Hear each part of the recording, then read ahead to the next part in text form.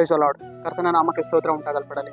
ಪ್ರೀತಿಯುಳ್ಳ ದೇವಜನರೇ, ಯೇಸು ಕ್ರಿಸ್ತನ ಹೆಸರಿನಲ್ಲಿ ನಾನು ನಿಮ್ಮನ್ನು ವಂದಿಸುತ್ತೇನೆ. ಕೀರ್ತನೆಗಳು 7ನೇ ಅಧ್ಯಾಯ 10ನೇ ವಚನದಲ್ಲಿ ವಾಕ್ಯ ಈ ರೀತಿಯಾಗಿ ಬರೆಯಲ್ಪಟ್ಟಿದೆ.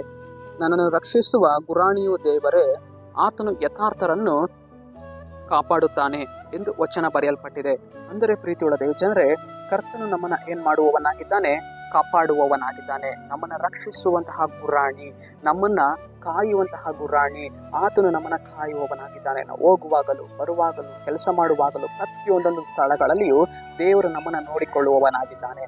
ಕೋಳಿ ಹೇಗೆ ತನ್ನ ಮರಿಗಳನ್ನು ರೆಕ್ಕೆಗಳಲ್ಲಿ ಮುಚ್ಚಿಟ್ಟುಕೊಂಡು ನೋಡಿಕೊಳ್ಳುತ್ತದೋ ಅದೇ ಪ್ರಕಾರವೇ ಸೈತಾನನು ನಮ್ಮ ಮೇಲೆ ಎರಗಿ ಬರುವಾಗ ದೇವರು ನಮ್ಮನ್ನು ಏನು ಮಾಡುವವರಾಗಿದ್ದಾರೆ? ಕಾಯುವವರಾಗಿದ್ದಾರೆ. ಗುರಾಣಿಯನ್ನು ಹಿಡಿದು ಕಾಯುವವರಾಗಿದ್ದಾರೆ. ಎದುರಾಗಿ ಬರುವಂತಹ ವಿರೋಧಿಗಳಿಂದ ದೇವರು ನಮ್ಮನ್ನು ಕಾಯುವವರಾಗಿದ್ದಾರೆ. ಗುರಾಣಿಯನ್ನು ಹಿಡಿದು ಬರುವಂತಹ ಶತ್ರುಗಳಿಂದ ದೇವರು ನಮ್ಮನ್ನು ಕಾಯುವವರಾಗಿದ್ದಾರೆ. ಕರ್ತನು ನಮಗೆ ಏನಾಗಿದ್ದಾನೆ? ಬಲವಾದ ಬುರುಜಾಗಿದ್ದಾನೆ. ಕರ್ತನು ನಮಗೆ ಬಲವಾಗಿರುವಂತಹ ಕೋಟೆಯಾಗಿದ್ದಾನೆ.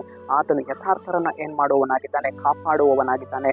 ತನ್ನಲ್ಲಿ ಭಯಭಕ್ತಿ ಉಳ್ಳಂತಹ ಜನರನ್ನು ನಡೆಸುವವನಾಗಿದ್ದಾನೆ. ಪ್ರೀತಿಯುಳ್ಳ ದೇವಜನರೇ, ಇಸ್ರಾಯೇಲರು ಅವರ ಅರಣ್ಯ ಪ್ರದೇಶದಲ್ಲಿ ಅವರು ಪ್ರಯಾಣ ಮಾಡಿಕೊಂಡು ಬರುವಾಗ, ಇಸ್ರಾಯೇಲರು ಅವರ ಐಗುಪ್ತದಿಂದ ಹೊರಟು ಬಂದಂತಹ ಸಮಯದಲ್ಲಿ ದೇವರು ಅವರಿಗೆ ಗುರಾಣಿಯಾಗಿದ್ದುಕೊಂಡು, ಬಲವಾದ ದುರ್ಗವಾಗಿದ್ದುಕೊಂಡು, ಫರೋಹನ ರಥ ಸೈನ್ಯದಿಂದ ದೇವರು ಅವ್ರನ್ನ ಏನು ಮಾಡಿದನು? ಕಾಯ್ದುಕೊಂಡನು. ಅದೇ ಪ್ರಕಾರವೇ ನಮ್ಮ ಜೀವಿತದಲ್ಲಿಯೂ ಕೂಡ ಸೈತಾನನು ಕೊಂಡು ಬರುವಂತಹ ಎಲ್ಲ ಕೇಡಿನ ಮಾರ್ಗಗಳಿಂದ ದೇವರು ನಮ್ಮನ್ನು ಕಾಯುವವರಾಗಿದ್ದಾರೆ, ನಮ್ಮನ್ನು ಬಲಪಡಿಸುವವರಾಗಿದ್ದಾರೆ. ಗುರಾಣಿಯನ್ನು ಹಿಡಿದು ಪ್ರತಿಭಟಿಸಿ ನಮ್ಮನ್ನು ನಡೆಸುವವರಾಗಿದ್ದಾರೆ. ಸರಿ, ನಾವು ಪ್ರಾರ್ಥಿಸೋಣ. ಅಪ್ಪ ಕರ್ತನೆ, ನಿನಗೆ ಸ್ತೋತ್ರ ಸ್ವಾಮಿ. ಈ ಮುಂಜಾನೆ ವೇಳೆಯಲ್ಲಿ ದೇವರೇ, ಈ ವಾಕ್ಯ ಭಾಗ ಸಂದೇಶವನ್ನು ನೋಡ್ತಾ ಇರುವ ಜನಗಳನ್ನ ನೀವು ಸಂಧಿಸ್ರಿ. ಕರ್ತನೆ, ನಿನ್ನ ಜನರ ಜೀವಿತದಲ್ಲಿ ಸ್ವಾಮಿ, ನೀನು ಗುರಾಣಿಯನ್ನು ಹಿಡಿದು ನಿನ್ನ ಜನರನ್ನ ಕಾಯುವುದಕ್ಕಾಗಿ ಸ್ತೋತ್ರ. ಯಥಾರ್ಥರನ್ನ ನೀನು ಕಾಯುವುದಕ್ಕಾಗಿ ಸ್ತೋತ್ರ. ನಜರೇತಿನ ಯೇಸುವಿನ ನಾಮದಲ್ಲಿ ತಂದೆಯ ದೇವರೇ, ಆಮೆನ್, ಆಮೆನ್.